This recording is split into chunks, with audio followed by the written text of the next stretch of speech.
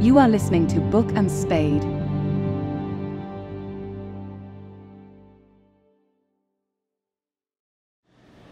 Today I am in St. Patrick's Cathedral, and behind me I have the icons of two of my great favorites among the communion of saints. I have St. Anselm of Canterbury and St. Bernard of Clairvaux.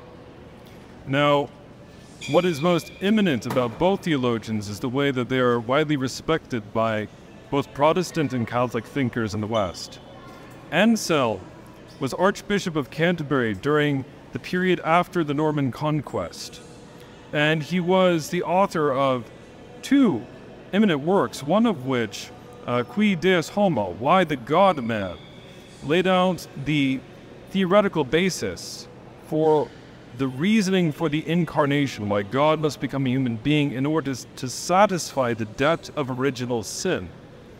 This idea of the satisfaction model of the atonement would become quintessentially important so many hundreds of years later in the 16th century, when figures like Luther and later Calvin would try to meddle out what is the satisfaction that is carried out on the cross, and what are the implications for that meaning and the personal life of the believer.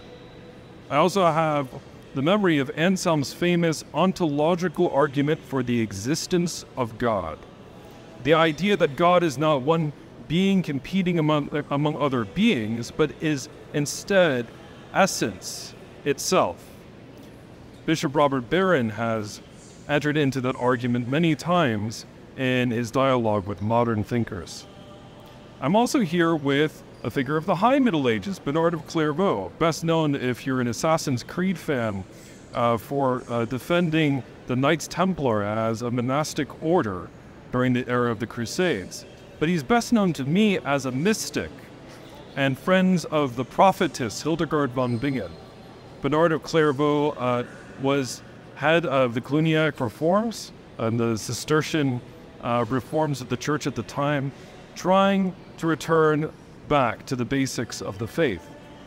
And his understanding, his richness, of meditating upon union with Jesus would lead to the transformation of Europe as we know it.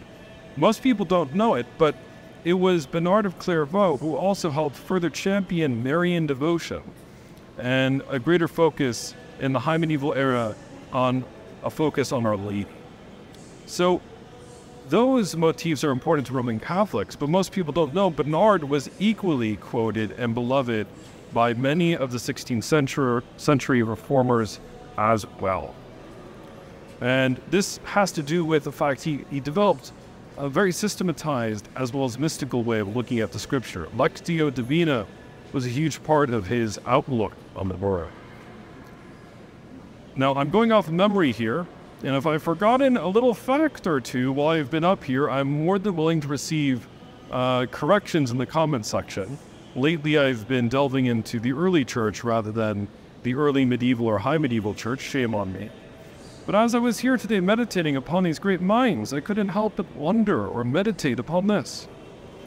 Too often we are cut off from our Christian heritage, our Christian history, and we forget that we, as St. Paul says in the book of Hebrews, are surrounded by a great cloud of witnesses, the communion of saints.